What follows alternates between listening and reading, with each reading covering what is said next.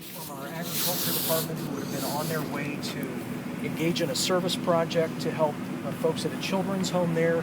Very serious rollover accident that the chief is about to tell you about in a second.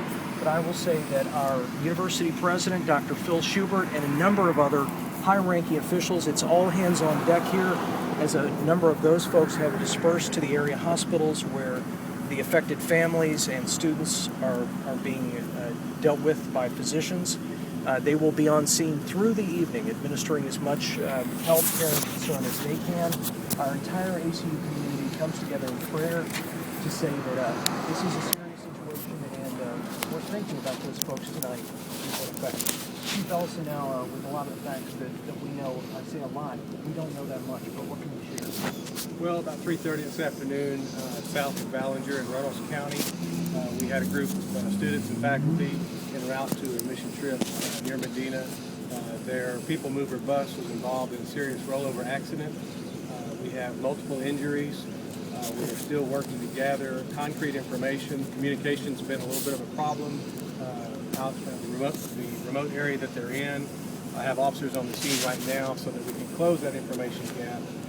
But right now we know that we have about 16 or 17 people. We're trying to confirm that final number.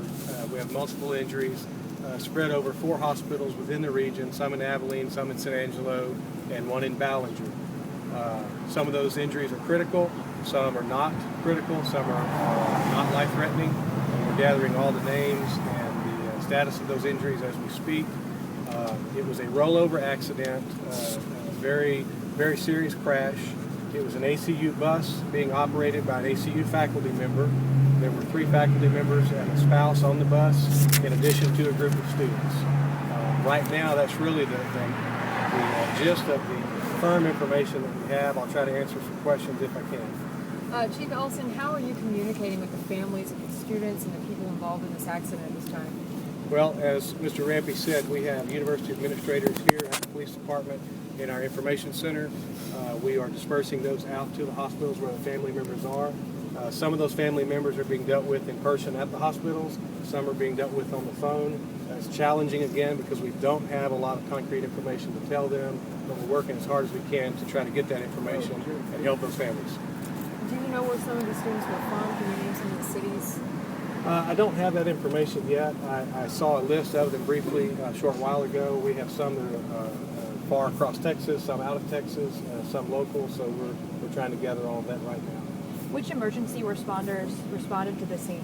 Well, it was in Reynolds County, so we had Reynolds County first responders there, Reynolds County Sheriff's Office, as well as Highway Patrol, and then multiple helicopters from different hospitals were brought to the scene. Do you know the average age of the students who are on the bus? No, it's an assortment of freshmen through seniors, so they could be anywhere from 18 to 22 years of age. And do you know what caused this accident? Is there any indication as to what happened? No, again, I don't have a lot of that information. I hope to have that information in the next 30 minutes or so. I was hoping to have it by news time. That didn't happen. But I do know that it was a rollover. I don't know if there were other vehicles involved. I don't know what the conditions were at the time of the accident or what contributed to the accident.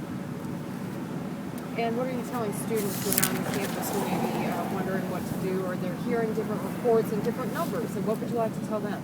Well, we are posting to our university blog. We're posting emergency information to that, also to the ACU Facebook page. But we'll get that information out to the students as quickly as we can. Right now, if everybody could just pray for those victims. Thank you so much. And the blog post can be reached at acu.edu. That will direct you then to the official site where anything we know that we are able to share is going to be available to the community. We're trying to keep that updated minute to minute with things like, for instance, the fact that Dr. Schubert will be arriving at one of those hospitals shortly. Every detail we can possibly provide, if it's official, will be there. And also, we need our students and the community to understand that we have to work with the parents first. We want to make sure the parents have good information before we start distributing information out to the students or to the public. Thanks so much, Chief Ellison.